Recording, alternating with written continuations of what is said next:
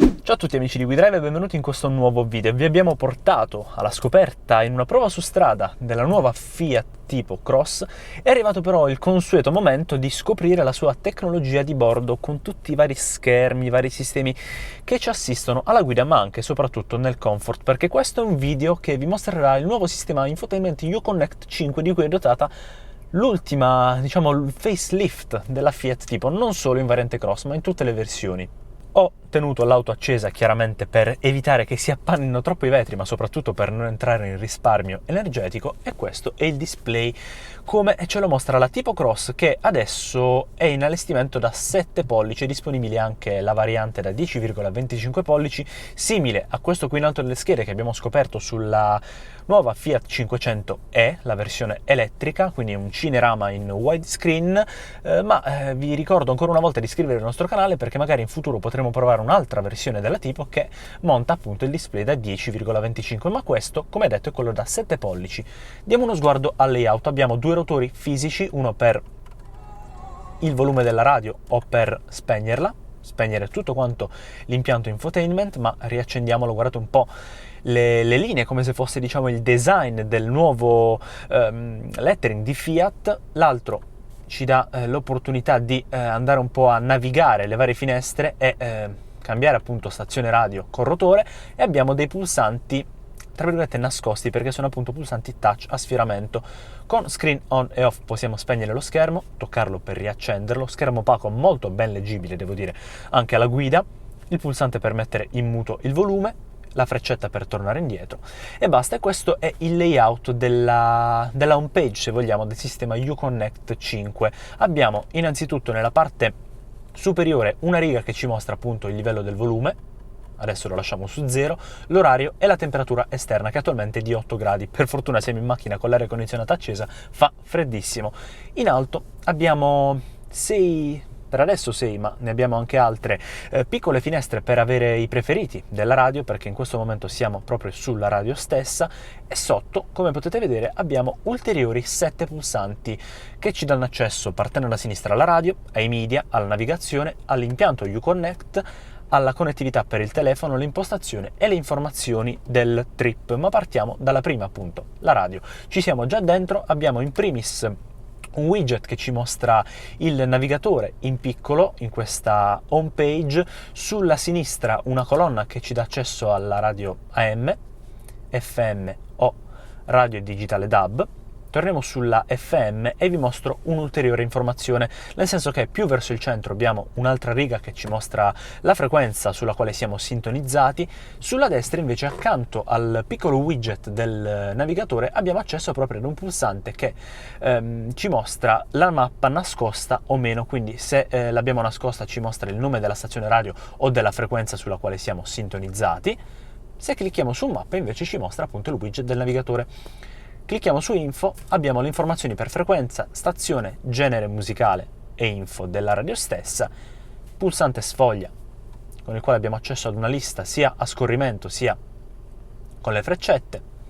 Premendo su ABC possiamo digitare col tastierino alfanumerico le stazioni che vogliamo cercare. Qui abbiamo anche il genere, 49 voci in elenco per adesso, e tornando indietro, innanzitutto su sfoglia possiamo anche andare ai preset, quindi teniamo premuto una stazione per memorizzare un preferito o sul cestino per cancellare uno dei 12 preferiti, e su tutto abbiamo anche l'aggiornamento delle stazioni radio. Tornando indietro abbiamo due pulsanti per andare avanti e indietro con le stazioni, uno centrale per la sintonizzazione per le singole frequenze e premiamo su OK per confermarlo in caso.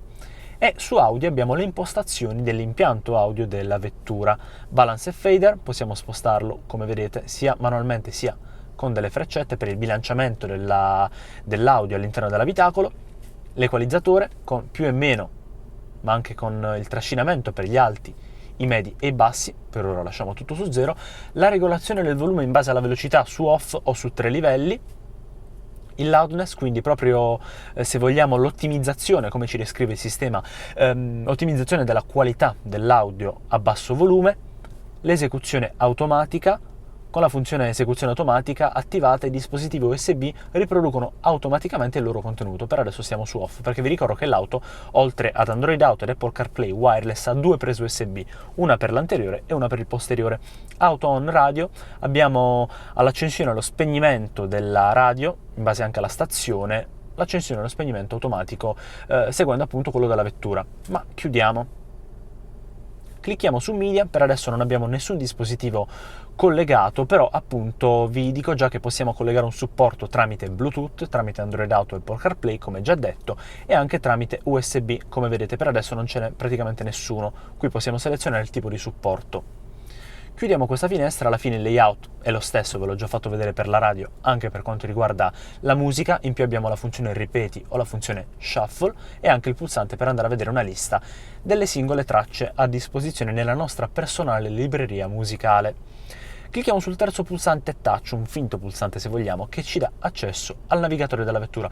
Un navigatore che funziona su base TomTom con dei pulsanti che danno accesso a delle funzionalità interessanti.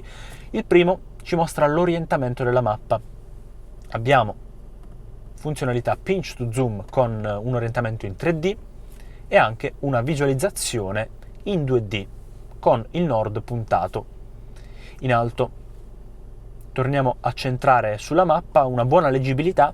Sarebbe stato meglio avere un feedback aptico, ma appunto l'auto non ne ha uno a disposizione, quindi se volete sempre stare attenti alla strada pur non andando a confondervi su cosa state cliccando, vi consiglio nelle impostazioni di attivare il feedback sonoro della pressione dei pulsanti, più e meno per lo zoom, oltre al pinch to zoom che vi ho mostrato poco fa. E su questi 4 pallini abbiamo il menu che ci dà accesso alle funzionalità della navigazione. Abbiamo la lente di ingrandimento per cercare una destinazione, per indirizzi o per punti di interesse, le mie posizioni, quindi magari casa, lavoro o destinazioni recenti, preferite o se vogliamo comuni, il percorso corrente nel momento in cui abbiamo già selezionato una destinazione, la ricerca per quanto riguarda i parcheggi, quindi punti di interesse dedicati ai parcheggi. Questi sono quelli della nostra zona, li ha riconosciuti in live, e abbiamo un'altra ulteriore pagina che ci mostra i punti di interesse in merito alle stazioni di servizio. Come vedete li aggiorna automaticamente adesso. Qui abbiamo una lista specifica con l'indirizzo e inoltre un pulsante per le impostazioni della navigazione, quindi con l'aspetto per passare alla visione notturna in automatico quando è buio, le informazioni di arrivo, mostra distanza rimanente, mostra tempo rimanente, passa automaticamente da distanza a tempo, mostra le informazioni di arrivo per la destinazione finale oppure per una sosta successiva. Cosa mostrare sul percorso, tra l'altro? Parcheggi, stazioni di servizio, soste o aree ristoro. Possiamo selezionare o deselezionare tutto quanto. Inoltre abbiamo le anteprime delle uscite autostradali, lo zoom automatico, inquadra la svolta successiva in base al tipo di strada o nessuno zoom automatico, lo stile della vista di navigazione, come vi ho detto 3D o 2D nella direzione di viaggio, quindi non solo con il nord puntato in alto, ma soprattutto con la direzione verso la quale dobbiamo appunto dirigerci. Tornando indietro abbiamo le voci, quindi la lettura ad alta voce delle istruzioni in anticipo, delle informazioni sulla segnaletica stradale e dei numeri della strada. Inoltre abbiamo la lettura ad alta voce dei nomi delle vie che stiamo percorrendo e anche delle vie straniere. Torniamo indietro. Pianificazione percorsi, qui possiamo selezionare automaticamente la migliore alternativa, possiamo avere mostrate le alternative o non mostrarne alcuna. Possiamo tra l'altro scegliere i parametri per quanto riguarda il percorso più veloce, quello più breve o quello più ecologico, che vi ricordo non sempre coincidono.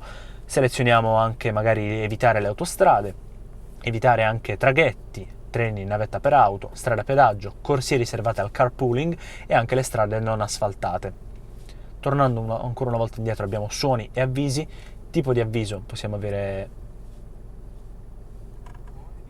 non ce lo fa sentire in anteprima, però appunto per adesso lasciamo su nessuno. Abbiamo gli avvisi per i tutor e gli autovelox fissi, postazioni autovelox mobili, zone safety tutor, zone di controllo della velocità, telecamere dei semafori e le telecamere della ZTL. E infine gli avvisi di sicurezza per pericolo, zone a rischio, dei punti critici per degli incidenti o anche l'avviso che ci mostra, appunto ci avvisa che abbiamo ecceduto il limite di velocità. Tornando indietro abbiamo un'ulteriore finestra per quanto riguarda il sistema, per ripristinarlo, per le impostazioni di sicurezza del conducente, quindi per bloccare alcune delle funzionalità del sistema mentre l'auto è in marcia, molto sicuro. E infine un punto interrogativo che ci mostra le informazioni, quindi la finestra di aiuto per l'utente stesso, ma non solo, perché in questo menu abbiamo due pulsanti qui sotto. In primis quello per attivare le istruzioni vocali, magari le disattiviamo, e anche un altro per passare alla modalità, come vedete, notturna, con una migliore leggibilità per dare meno fastidio magari alla guida con uno schermo più scuro di sera. Pulsante centrale invece ci dà accesso allo Uconnect, quindi alle varie funzioni che possiamo aggiungere qui sotto nello shortcut, quindi tenendo premuta un'icona per trascinarla. Abbiamo il trip, la radio, ma anche media, navigatore, telefono, impostazioni, la bussola, quindi il navigatore, e anche le impostazioni audio. Questi sono, se vogliamo, i widget che possiamo aggiungere alla riga inferiore. Andiamo sul telefono, che adesso non è collegato, clicchiamo sul no, vi faccio vedere un po' in anteprima cosa possiamo visionare per quanto riguarda il telefono. Abbiamo una lista di contatti preferiti, un pulsante per mettere in muto, per trasferire la chiamata allo smartphone e anche per fare appunto una chiamata, penso di gruppo, perché confer col puntato penso che sia una conference, se vogliamo. Abbiamo un pulsante per ricomporre l'ultimo numero e per porre fine e quindi riagganciare la cornetta. Qui sotto abbiamo pulsanti che ci danno accesso alla rubrica, alle chiamate recenti, alla composizione con il tastierino, alla lettura degli SMS e anche alle impostazioni, che adesso è l'unica voce disponibile. Nessuna voce disponibile per quanto riguarda i supporti Bluetooth, perché la macchina è praticamente nuovissima, ha solo 86 km sul contachilometri, quindi nessun telefono ancora registrato. I supporti audio registrati, anche qui non ce n'è nessuno, e qui per aggiungerlo abbiamo il PIN del veicolo e insomma la procedura classica per collegare lo smartphone alla vettura. Ma chiudiamolo, torniamo indietro. Qui ci mostra le informazioni sul numero di telefono e in generale sul telefono collegato, ma andiamo al sesto dei pulsanti touch nella riga inferiore, dove abbiamo accesso alle impostazioni del sistema infotainment. La lingua, in primis, l'italiano, non mi azzardo a cambiarla perché poi sarebbe labirintico tornare indietro come in ogni sistema infotainment. Impostazioni del display, modalità display auto o manuale. La luminosità, quindi affari spenti e affari accesi, per adesso l'abbiamo lasciato in auto, e anche il suono del touchscreen, ma direi di, ecco appunto lo sentite, per adesso teniamolo spento. Torniamo indietro, abbiamo l'unità di misura, UK, sistema metrico o personalizzato, e vediamo un po' la personalizzazione che ci mostra la velocità in miglia orarie o in chilometri orari, la distanza in miglia o chilometri, i consumi in litri su 100 km in MPG per quanto riguarda gli Stati Uniti, quindi miles per gallon sarebbero le miglia che si possono percorrere per ogni gallone di benzina, però noi lasciamo il canonico litri su 100 km, o possiamo anche passare alla visualizzazione chilometri al litro. Tornando indietro abbiamo anche la temperatura in gradi Celsius o Fahrenheit, ma diciamo lasciamola in modalità, se vogliamo, più europea continentale. Comandi vocali, lunghezza della risposta vocale breve o lunga per quanto riguarda appunto i controlli vocali della vettura, e anche un mostrarci la lista dei comandi con appunto una funzionalità mai attivata, con gli aiuti, oppure sempre attivata. Con gli aiuti si intende con le istruzioni. Scendiamo con la freccetta, vediamo cos'altro possiamo impostare. Abbiamo ora e data, sincronizzandola con il GPS, regolandola manualmente il formato 12 o 24 ore, oltre a AM e PM, quindi se vogliamo all'inglese. Mostra ora sulla barra di stato qui in alto, assolutamente sì, e regola la data in base a giorno, mese o anno, o anche appunto vedete con la modalità manuale, quindi non quella sincronizzata con il GPS. Tornando indietro abbiamo sicurezza e assistenza alla guida, i cosiddetti ADAS. Abbiamo il brake control, quindi il sistema di assistenza alla frenata, su off, solo la frenata attiva, e anche l'avviso per quanto riguarda appunto la frenata per il conducente. La sensibilità per il brake control vicino, medio, lontano dal veicolo che ci precede.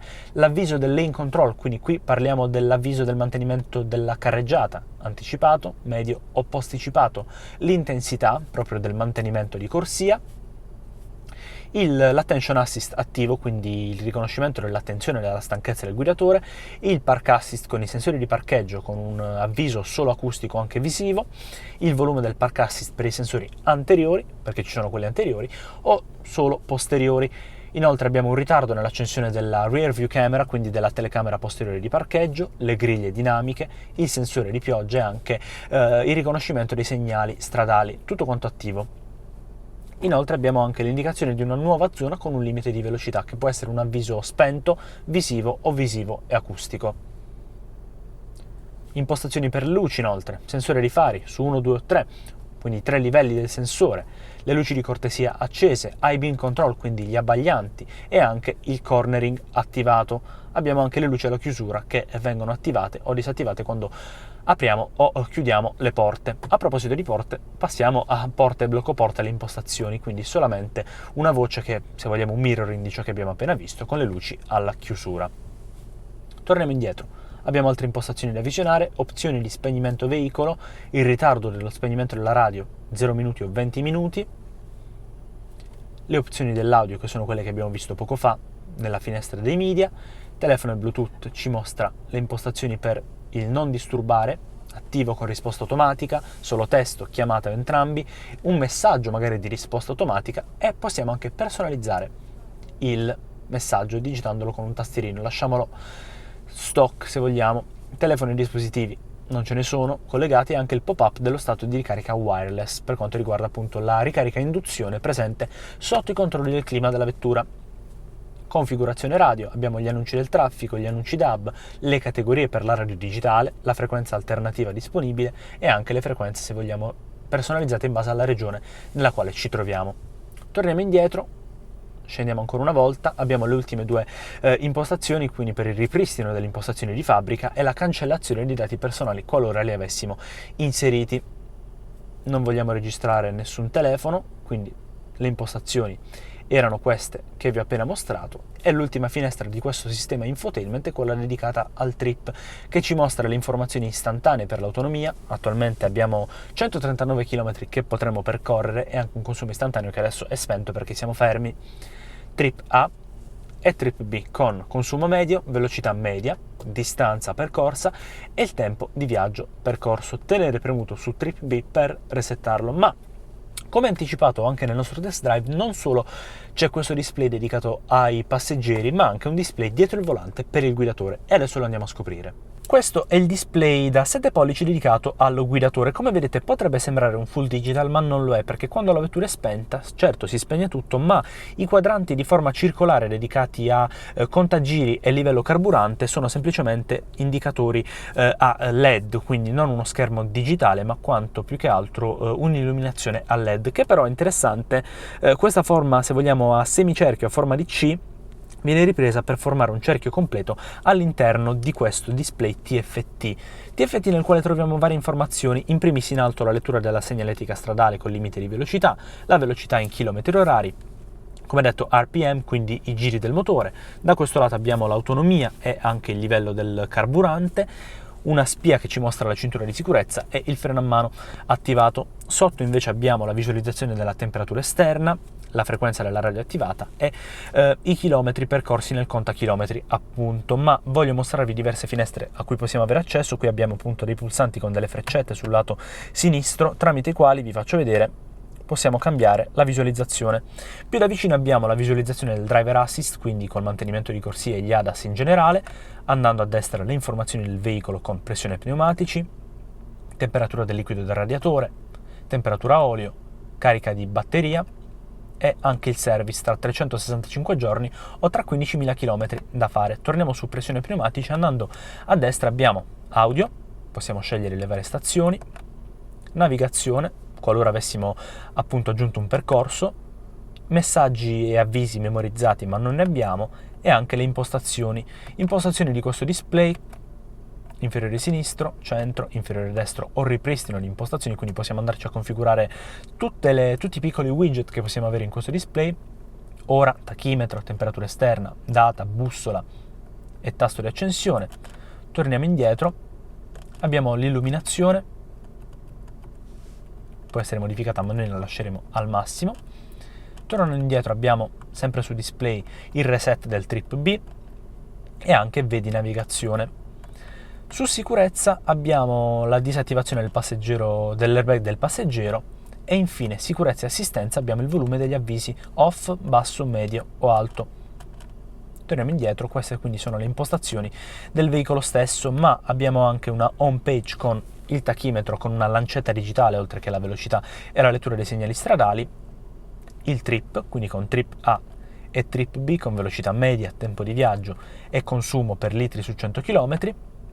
E infine si torna a driver assist. Inoltre sulla parte destra del volante abbiamo il controllo per il limitatore di velocità, con anche i pulsanti più o meno per set e per il reset, e anche pulsanti dedicati al cruise adattivo e anche appunto diciamo la distanza dal veicolo che ci precede. Però adesso l'abbiamo disinserito cliccando sul terzo dei pulsanti presenti qui sul volante. Questo quindi era il sistema infotainment della nuova Tipo nel suo facelift di fine 2020. Ora voglio sapere quelli che sono i vostri pensieri, scriveteli qui sotto nei commenti. Se questo video vi è piaciuto, l'avete magari trovato utile, lasciateci un bel like. E come fare per essere aggiornati con tutti i nostri prossimi contenuti?